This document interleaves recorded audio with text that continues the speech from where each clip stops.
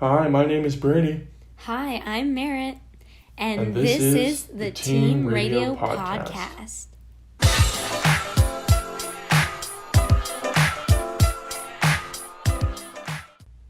Hello, everyone, and welcome back to this episode of the Team Radio Podcast. This is our 6th episode, our recap of the Silverstone Grand Prix.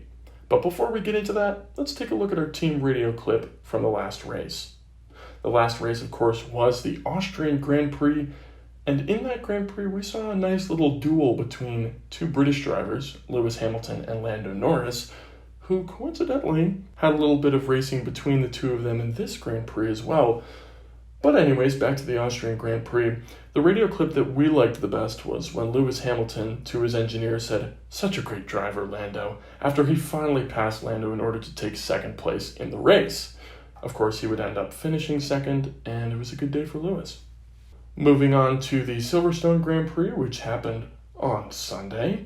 Merritt, why don't you give us the qualifying recap? Should be a hefty one this time around. Yeah. So, this week's qualifying was very different than any other qualifying we have seen in Formula One, not just this year, but ever. And that is the new introduction of sprint qualifying. This is a new thing they're testing out. They're doing it in 3 races this year, and this happens to be the first race. Basically, what happens is a little bit of a change to the calendar and the layout of the weekend, as it normally is. We have on Friday qualifying, like we would normally have on Saturday. That sets the grid up for the sprint race. Now, F1 keeps telling us not to say sprint race. It's a sprint race, guys. More on that later. But anyways, Friday qualifying sets up the grid for the sprint race on Saturday. And then we have a short race. It's about a third long as a normal race. This one happened to be 17 laps. I forget the exact amount of kilometers that it is, but it's about 100. It's 100 kilometers. So it takes about 30 minutes, give or take. And this is a high-speed race. None of the drivers are caring about preserving their tires. They're just trying to make up a lot of places. And then their ending positions there will determine the starting grid for the actual race on Sunday. Now, there's an additional thing that I don't really like as much, and that is that first place in the sprint qualifying race gets 3 points. Second place gets 2 points, and third place gets 1 point. They keep saying, don't use the word race, it's a sprint qualifying, but why are you awarding points if it's not a race? That's my question. Now, before we get into this, I'm just going to quickly share some of my thoughts. And that is that this is a very high-risk, low-reward type of race for the majority of the grid. The only people that this really guarantees benefit to are the drivers that start 14th, I would say, and lower, 14th and lower, because they're starting 14, 15, 16, 17, 18, 19, 20, and they can just push all out. They have nothing to lose, because if they make a mistake, they're just going to start 14, 15, 16, 17, 18, 19, 20. But for everyone else, it is a very risky situation, and that is first and foremost exemplified by what happened to Sergio Perez, who started P5 after qualifying and spun out early on in the sprint race, sending him all the way back to last place where he started on Sunday. For other people, it was also a disadvantage, that being Carlos, who had a collision with George. Now guys, George qualified in Q3 on Friday. Round of applause to him for pulling that out of the bag once again. But after a collision with Carlos, which sent Carlos all the way back down to P18. Now he was able to make up some places and ended up starting the race in P11 on Sunday, but it really hurt him. And it also really hurt George, who got a 3-place grid penalty for this collision, making him start in P12. Now, for some people, it wasn't as bad. That being Max Verstappen, who qualified P2 on Friday, but then was able to take pole position back from Lewis. But despite this, Max said he didn't like the sprint race. He said that he wasn't a fan of it, despite it helping him and giving him some extra points. Now, Brady, as you and I talked about, there were some interesting car upgrades to Lewis Hamilton, Sebastian Vettel's, and Esteban Ocon's cars, which supposedly were supposed to help them or improve their cars. Brady, any final thoughts on the sprint race? Yeah, you mentioned it only benefited the cars starting 14th through 20th, and I would argue that it benefits even fewer. Because in order to make an actual real impact in the sprint race, you have to have a fast enough car to be able to overtake multiple people very quickly in the span of 17 laps or so. So that narrows it down to pretty much the midfield teams. Like we saw Fernando Alonso be very successful in the sprint race, but he was kind of the only one, you know? I mean, there aren't many cars starting 14th and higher that have the speed and have the capability to make 5 or 6 overtakes over the course of one sprint race. So again, the risk is just as high as we talked about with Sergio and as we talked about with George, etc., etc. But the reward, I would argue, is even lower. I would agree. And thank you for mentioning Alonso, because I actually did forget about him, but he was really brilliant in the sprint race, and he was someone that definitely benefited from the sprint race. He made up at one point, really early on in that opening lap of the race, 5 positions, I think. Then he dropped down a little bit more, but he started his qualifying on Friday at P11 and ended the sprint race in P7, if I'm correct. So, beneficial for him, not very beneficial for other people. And you saw Alpine really take advantage of that by going onto the soft compound tires when most teams opted to just stick on the mediums and try and minimize tire wear. But Alpine sent both of their drivers out in softs, and that aggressive strategy ended up paying off for both Alonso and his teammate Esteban Ocon. And as for the starting grid after the sprint race going into the race on Sunday, we had Max Verstappen on pole, Lewis Hamilton alongside him in second. On the second row, we had Valtteri Bottas in third, Charles Leclerc in fourth, McLaren teammates Lando Norris and Daniel Ricciardo in fifth and sixth, Fernando Alonso alongside Sebastian Vettel, and rounding out the top 10, Esteban Ocon in ninth and Carlos Sainz in 10th after George Russell's penalty.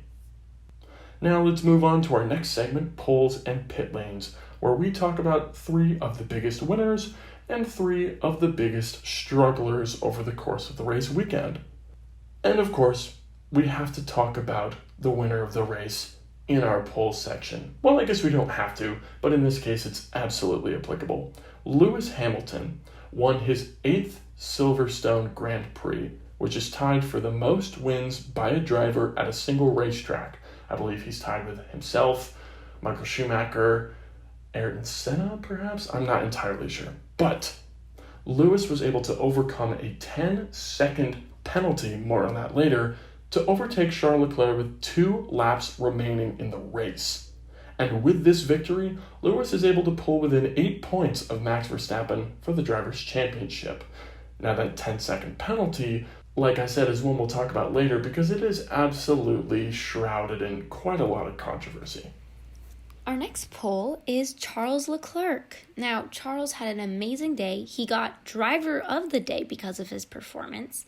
He pulled off a really slick and smart move while the whole crash situation between Max and Lewis was going on. We'll talk about that more later. But while that was happening, Charles found a really good racing line and was able to overtake Lewis and went into the lead.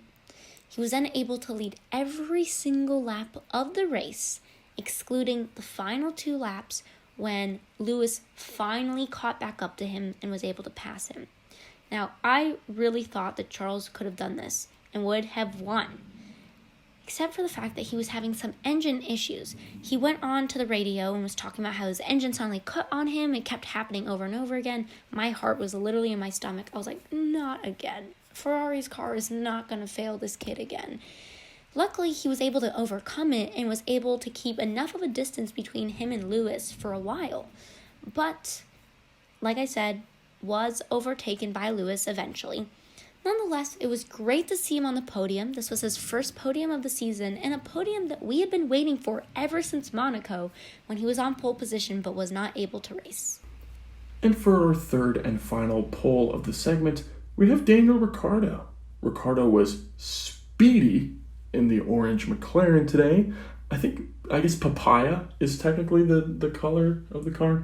I don't know. Regardless, Daniel Ricciardo had a really great day. Like we said, he started P6 and ended the race in P5, which was good for his best result of the season. Now, Ricciardo was able to hold off Carlos Sainz for the last probably third of the race, over 10 to 15 laps for sure. He was playing defense for quite a while on Carlos Sainz, who had fresher tires than him for that entire segment of the race. Great job by Daniel there. Now let's move on to our pit lanes. These are the biggest blunders and disappointments of the day. And first and foremost, we have Max Verstappen, someone who has been in our polls almost every single race since we started this podcast. Max did not finish. He DNF'd after one lap. Basically, what happened was a really intense fight between Max and Lewis. And now it was exhilarating. I was on the edge of the couch. I loved seeing it. Max was ahead. Lewis would get close to him. We thought Lewis was going to pass him, but then Max would pull off a swift block. It was back and forth. And then suddenly, boom, you see Max fly across the circuit, hit the barrier. Before he had even hit the barrier, his wheel flew off. And he hit it really hard. They showed video of the car afterwards. It was destroyed. And it was so wild seeing such a big crash from a collision between Max and Lewis that was pretty small. The contact was very small. But I guess when you're going this fast and you're going in one direction, of course, a small hit can completely derail everything. Now, after the crash, Max was sent to the hospital for a cautionary checkup. This is a little bit unusual. Normally after a crash, they always send them to the medical area, and they usually clear them. This time, Max was actually sent to the hospital, which was a little bit more nerve-wracking for us watching. He was feeling a little bit dizzy. There's audio that came out of his crash, and it was definitely really scary to listen to. I haven't heard audio, a team radio, during a crash like this since that time in 2020, I believe, when Charles crashed and kind of blacked out for a second. So that was really frightening to see, but luckily he's okay. He doesn't seem to have any lasting injuries. Now, this was very contentious. People were saying, some people, mainly the British Lewis fans, were saying that this was Max's fault. Basically, everyone else was saying that this was Lewis's fault. They had a red flag that lasted 15 minutes or more, I can't even remember. And during that, they had all of these quote-unquote experts come on and try to pitch to us why either it was Lewis's fault or it wasn't Lewis's fault. I originally, when I saw the crash happen, said, this definitely looks like, and Brady, we texted about this a little bit, and I was saying, this definitely looks like it's Lewis's fault, and I think he should get a penalty, but I also would not be surprised if they labeled it a racing incident. My opinion on that kind of changed a little bit after these experts came in and tried to convince us. They talked about the racing lines. They talked about how Lewis had room to move over to the side. What really sold me was the fact that Lewis was not on the apex of the turn. He was a little bit farther towards the middle of the field, or middle of the track, I should say, and Max, we're all assumed he would be on the apex of the turn. Now, Charles came by right after that on the apex of the turn, basically showing what Lewis should have been doing. And that's what convinced me that this was indeed Lewis's fault and a risky move on his side. Now, of course, they're moving so fast, they're driving so fast. These are split-second decisions, split-second mistakes. So I'm not too hard on Lewis for that. But we'll get back to Lewis and why we are hard on him later. Moving on. Brady? I'm not going to move on yet. Oh, please share then. In that red flag restart, we absolutely had a lot of discussion, both with ourselves, fellow fans, the commentators, Toto Wolff, Christian Horner. Everybody was getting in on the discussion. Michael, I sent you an Michael email. Massey. There were plenty of audio clips that came out of both Christian Horner and other Red Bull engineers, as well as Toto Wolff and other Mercedes engineers talking to Michael Massey, pleading their case, if you will. And a particularly funny one that Mary just mentioned is, of course, Toto saying that he had sent Michael an email and demanding that he check his email ASAP so he can I believe it was some sort of diagram or some excerpt from the rule book or something. I don't know. I don't know what was in that email, Brady. I don't know. I didn't see what was in it, but it didn't really end up mattering. It was really funny because Toto went, Mikey, it's Toto. And then I sent you an email. He said, hi, yes. And he goes, yes, Michael, I sent you an email. And then Did you get my email? Michael goes, Toto, I don't look at my email during the race. I'm focusing on the race. And he's like, yes, well, maybe you should look at it. Well, you should see this. Oh, boy. Anyways. It is important. Anyways, moving on. Our next pit lane is unfortunately fan favorite over here at Team Radio Podcast, Pierre Gasly. This just wasn't his weekend. He kind of struggled throughout Friday qualifying. Didn't really have a great sprint race. Just couldn't really find the pace all weekend long. Ended up starting 11th due to George Russell's penalty. But, like we said, there just wasn't a whole lot he could do. And really the nail in the coffin for this race for Gasly was when he was forced to pit on lap 46, very late in the race. That is, I believe, 6 laps remaining in the race. He was forced to pit due to a puncture, which took him out of range for points basically for good. He did well to mix some overtakes in the last 6 laps of the race and bring himself back into P11, but he just wasn't really in contention for any more than that, given that his teammate Yuki Tsunoda and the rest of the pack was quite a ways up the track. For our last pit lane, Brady, I'm going to repeat something I had said last week. Now, this last pit lane, it isn't a driver. It isn't even a team. Guys, well, I guess it kind of is a team, but it's the pit crews. All of them. This was just so painful to watch. Now, to give you some backstory, there was a little bit of trouble with all of the tires. It was very hot on the track. I think the track temperature itself, they were saying, was 122 degrees Fahrenheit. So something like 50 degrees Celsius. Guys, that is hot. And these soft tires are not doing well on it. Even the medium tires were struggling. We saw multiple cars during both the sprint race and during the actual race have blistering, and during qualifying, have blistering on their tires. Basically, the tire ripping itself apart because it's so hot. So people were having to do multiple pit stops because of this. And this ended up having some serious ramifications for some of our faves. Now, Fernando Alonso, Lando Norris, and Carlos Sainz all had long pit stops. I forget the exact number for Fernando and Carlos, but Lando Norris's pit stop lasted 6 seconds. 6 seconds. And that long stop really took him out of contention for the win, or at least for the podium. Brady and I were talking about this, and we really think that Lando would have been fighting with Valtteri Bottas, most likely even passing Valtteri Bottas for that podium finish, if it wasn't for the 6-second pit stop that really hurt him. And then Carlos's pit stop put him behind Ricciardo, who he was just not able to overtake for the rest of the race. Yeah, what we really saw with those pit stops was positioning, right?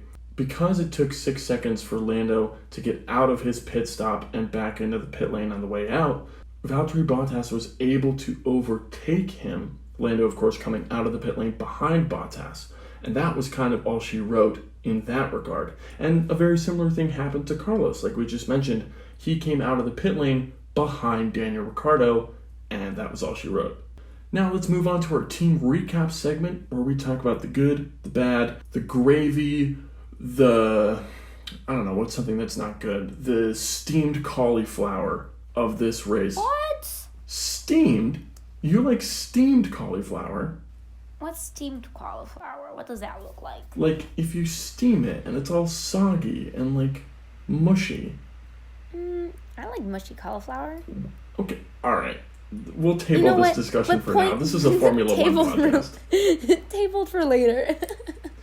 Regardless, we're talking about the good and the bad for every team on the grid. Of course, as always, ranked in order of their highest placing finisher on the grid. And for the first time ever, Red Bull is not the first team that we're talking about today. It is, of course, with Lewis Hamilton's win, Mercedes. Great day for Mercedes. Really not a whole lot more they could ask. This was their first win since Spain. Lewis, of course, went from second place to first place, and Valtteri Bottas held third place, which is where he started.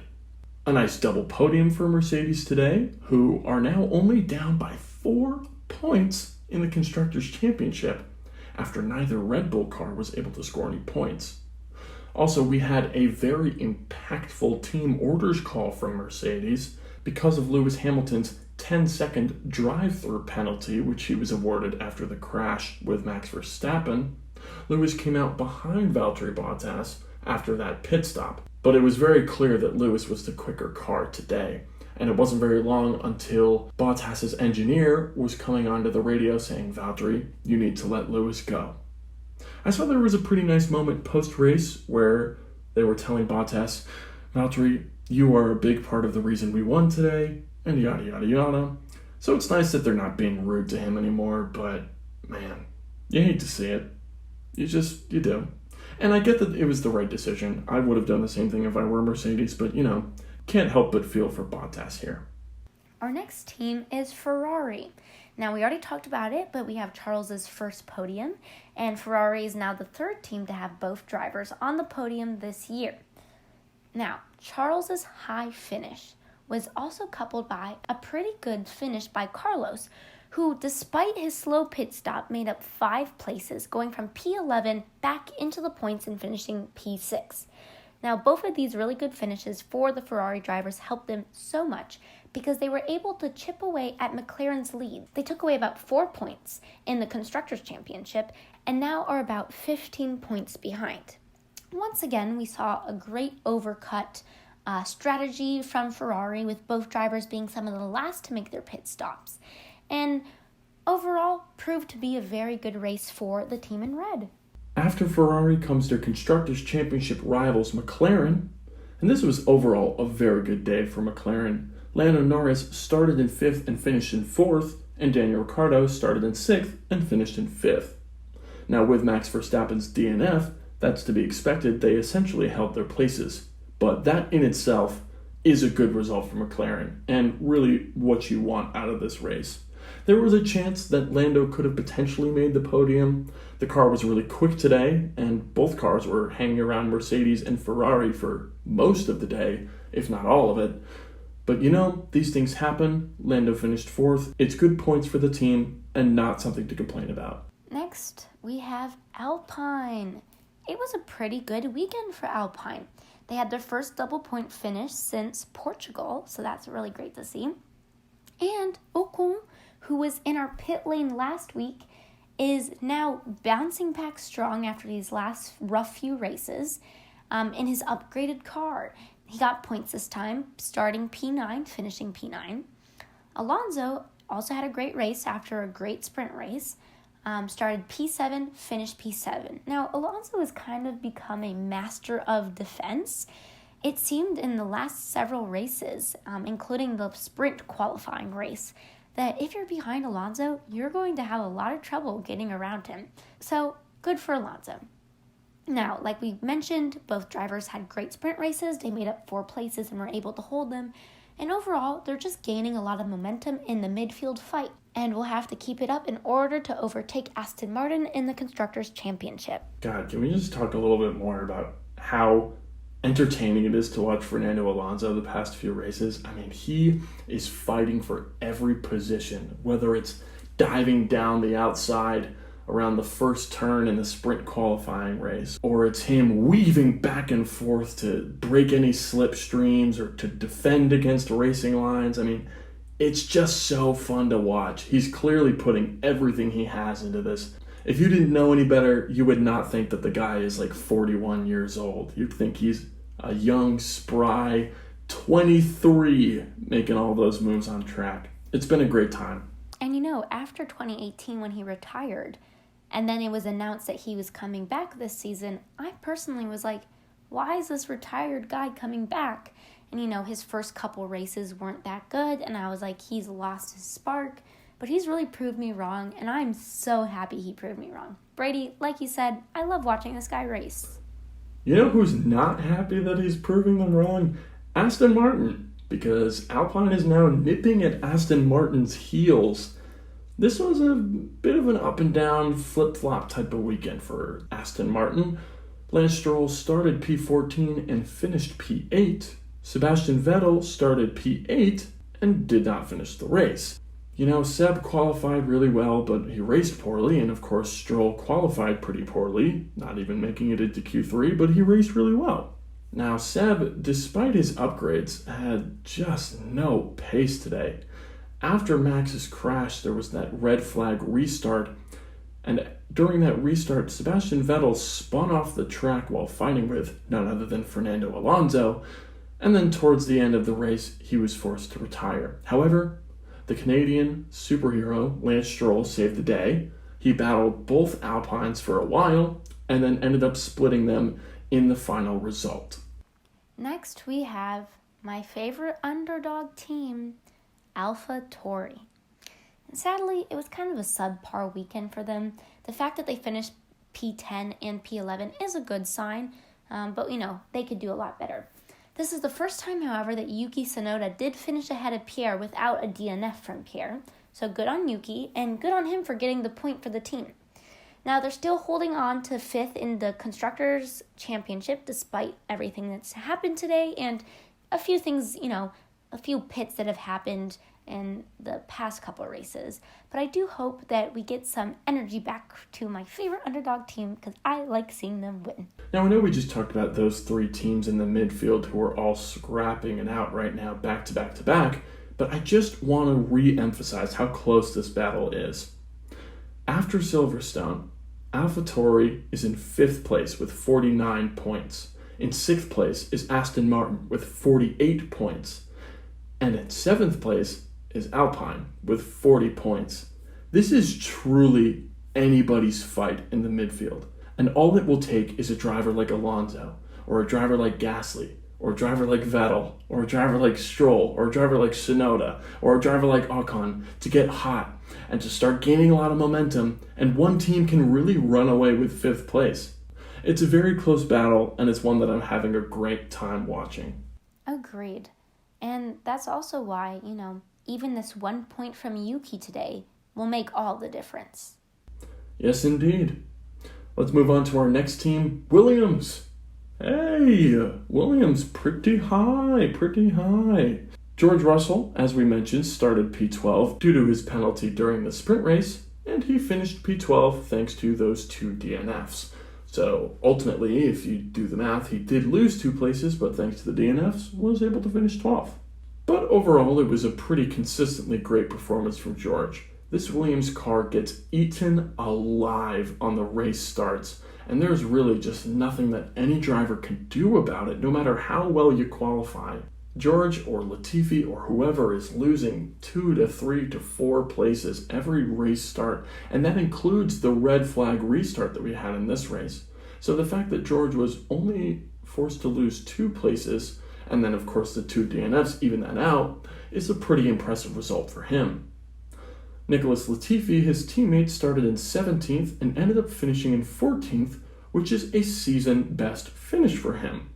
He ended up making up a place in the net rankings, factoring in DNFs and whatnot. He made up that place thanks to Sergio Perez, who we will talk about a little bit later. But, like I said, season best finish for Latifi, not bad, keep up the good work. And listen, I feel like I keep saying this every time we talk about Williams, but I'm just so in awe of George Russell. Look at what he's able to achieve in a Williams. Guys, can you imagine what this kid could do in a Mercedes? That's all I have to say. Just snaps for George. I don't think we'll have to imagine much longer, Merritt. Oh boy, don't get me started on that. Don't get my hopes up. Anyways, Alfa Romeo. So, we have... Don't get my hopes up, followed by Alfa Romeo. Brutal.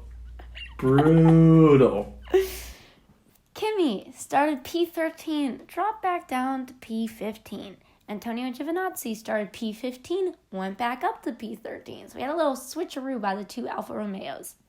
Kimi was in a position to potentially score points early on and was defending hard against plenty of the earlier pit stoppers. There was even a little battle going on for 10th, which Kimi was mixed up in. The commentators actually fired some shots. They said due to the Silverstone's layout, the garage order was shuffled around so that fans could see the more quote-unquote relevant teams. And Alfa Romeo was moved all the way to the front and weren't visible pretty much to any fans. But to be fair, Silverstone isn't where Alfa Romeo's core audience is. No, but I just thought it was pretty funny given that the commentators were careful to not mention who the quote-unquote relevant teams were. I mean, of course they mentioned Mercedes because, Lewis Hamilton and his home Grand Prix, etc., etc. But other than that, they didn't mention any quote-unquote relevant teams. All they did was talk about how irrelevant Alfa Romeo was. So it seemed a little bit unnecessary. Yeah, it was a little unnecessary. This is coming from us, of course, who are saying every single episode that Alfa Romeo is so boring and they need to bring in a new driver and they need to switch it up. So maybe we shouldn't be talking. But this is a podcast, and you're here to listen to us talk. So let's move on to our next team, Red Bull. Yikes. This is about as bad a day as you can have if you're Red Bull. It was miserable. Of course, Max Verstappen started great, was duking it out with his championship rival, and he's in the wall. And it's really disappointing, of course, because we were worried about Max potentially being injured for a little bit, but then also, thinking about it a little bit differently, it was disappointing to see him DNF on the first lap because it was very clear that this would have been a tight battle for the entire race. Now, his teammate Sergio Perez was driving pretty well. He started from the pit lane, but he worked his way up and was in position to maybe steal a few points. However, starting from the back of the grid and fighting his way all the way back up killed those tires of his, which kind of forced him into a two-stop strategy. Now, I say two-stop, but if you look on the website, Checo ended up pitting 4 separate times, including first on the first lap when the race was red flagged, and he ended up coming in very late with 3 laps to go for a 4th time and switched to the soft compound tires. Now, why would he do that? With 3 laps to go, he dropped all the way down to P16 to go on the soft compound tires. Why would he do that? Well, he would do that because at that point, Lewis Hamilton held the fastest lap of the race. But Checo, with the soft compound tires and not much traffic in front of him, was able to steal that fastest lap. And although he finished P16 and doesn't get the point because he's outside the top 10, Lewis doesn't get the point because he didn't have the fastest lap. So even though Red Bull was pretty much down and out, they were resourceful and found a way to kind of get back at Mercedes, maybe steal an extra point, which is almost certainly going to come in handy later down the line, given how close this championship battle has been. Yeah, and I mean, props to Checo, because Checo probably could have gotten a P10 finish if he hadn't done that last pit stop. And he would have gotten 1 point for himself and 1 point for the Red Bull team.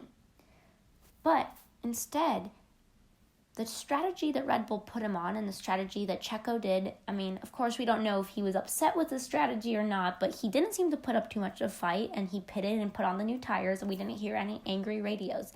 But basically, Checo's really only benefited Max. Checo would have gotten a point if he had stayed there. He probably would have gotten P10. Red Bull, the team in the Constructors' Championship, would have gotten that extra point then.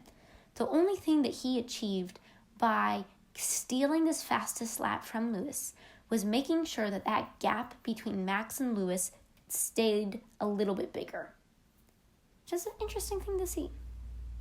Yeah, he's been a model teammate this year and really the ultimate second driver for Red Bull.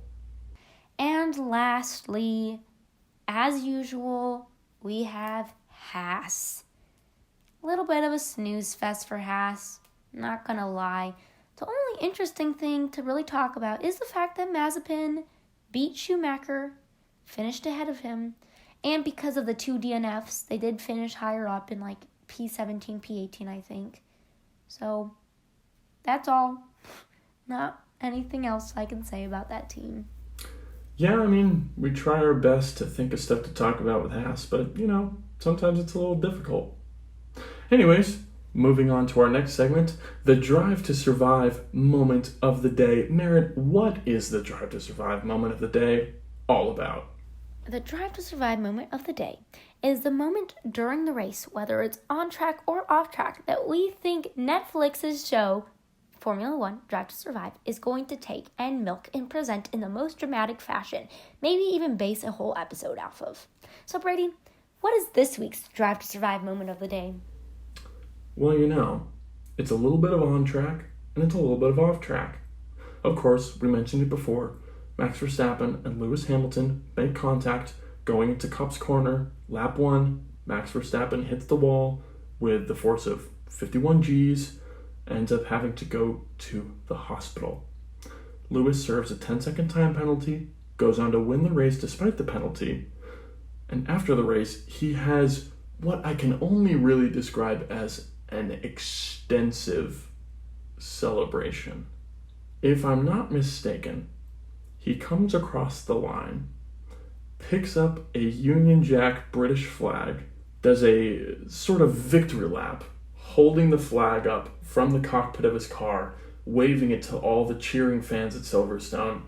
So he does his victory lap, and then he comes back around and goes off the track into, I believe, one of the runoff areas intentionally to get a little bit closer to the fans and wave to them.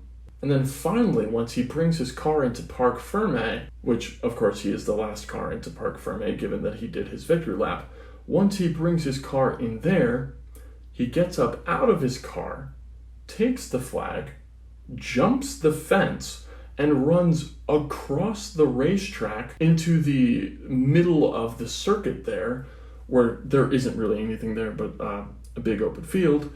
And he holds up the Union Jack and he's waving it, and all the fans are cheering and he's getting him going, and all these photographers and media people are having to sprint after him to get any kind of content that they can, right?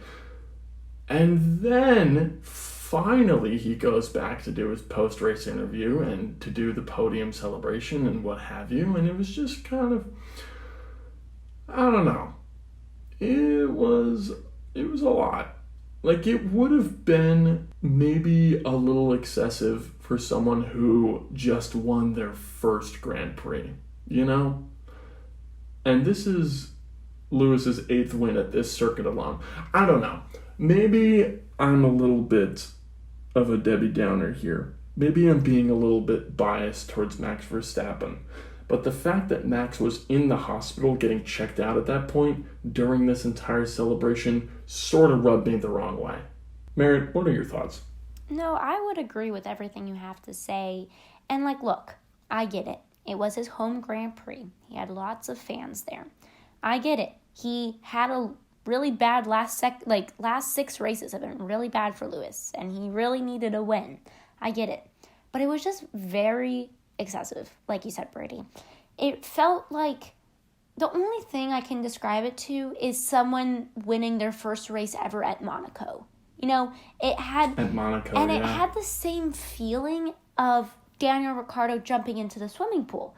But the only difference between Daniel Ricciardo at Monaco jumping into a swimming pool and Lewis's extended victory lap here is that Daniel Ricciardo's happened after the ceremony, after everyone got their trophies and was able to go home. And Daniel didn't have a rival in the hospital. So, yeah, it was just a very interesting situation. I think what rubbed me really bad, too, was the fact that once he had finished his victory lap, made it back for the interview, they stand up right before they go on the podium, they get the top 3, get a quick little interview, and he was asked about the incident, and I forget the exact quote, but he said, oh yeah, Max didn't leave me enough room. And it was just come on, Lewis, can you admit that you did something wrong once? Lewis even admitted it in an interview in Drive to Survive, but he's a really bad loser. He hates losing. He doesn't take it well. He doesn't know how to handle himself when he loses. And, it's presented in the show almost as oh, yeah, because he wins all the time. But also it's kind of yeah, but maybe sportsmanship is also important. And maybe it's important to recognize when you make mistakes and being able to admit that you made a mistake. And Brady, you and I were texting about it. And it was like, all he could have said was like, yeah, listen, like, it was a really close, tight race. We were both battling for it. Neither of us were going to budge. I probably should have moved over a little bit, but everything's happening so fast. It's split-second decisions, and I made the wrong decision. I hope he's okay. That's all he needed to say. Yeah, and you know what? I don't even think he really needed to own up to his mistake, at least in my opinion. Of course, it would have been nice if he did, but if he had just said something along the lines of, yeah, I hope Max is okay. It's really unfortunate that he crashed. You never want to see that. He's a great driver, and I look forward to battling him in the future. Even if he had said something like that, as opposed to, Max should have left me more room. I had the corner. It was my corner. Shout out to all the amazing fans out there, though. Yeah. It Dude, just, shouting out the fans that cheered when Max went flying into a barrier. Like, and of course, okay, I kind of forgive the fans. People were saying that, but I think they were cheering when he got out more so than, I don't know. They cheered when he That's crashed. A gray area. They cheered not when he got out, when he crashed. And again, I think part of it was because it was more so Lewis getting ahead of him. But still, it doesn't look great. And again, like, Lewis probably didn't know all the details of what was going on off track and with Max. But regardless, this is the Drive to Survive moment of the day. And despite what the truth is, Netflix is going to eat this up. Who cares if Lewis wasn't completely aware of what was going on with Max? Netflix is not going to care about that. Yeah, it's easy to pit these two teams against each other even before this incident. So I'm sure Netflix is going to have a field day with this one. As did we. Yes, indeed. And Brady, right before we close off the podcast, can I mention something that tickled me a little bit? Of course. That was the appearance of Tom Cruise and Harrison Ford on the track. We had some nice close-up shots of them, like, discussing during that red flag reset. And at the end of the race, you find out that Tom Cruise was actually, like, the personal guest of Lewis Hamilton. And I was just like, that's just so random. It was just so funny. Anyways, I just wanted to mention that. Let people know that those two very different celebrities were interacting at the Mercedes garage. Yeah, I remember looking at my screen before the race began, and they were showing the Williams garage, and I was like, that guy kind of looks like Harrison Ford. And then later, I believe it was David, whoever it was, whichever commentator was talking about it, said, and we have a bunch of special guests on the paddock today. Harrison Ford joining the Williams garage. And I was like, what? Huh? Yeah. Why? Huh? Williams? And of course, Tom Cruise was Lewis's personal guest in the Mercedes garage. Yeah, it was fun to see. Anyways, that wraps up our show. Thank you so much for listening. Be sure to tune in for our next episode, which will be covering the Hungarian Grand Prix. As always, my name is Brady. And I'm Merritt. Bye-bye. Beep, beep.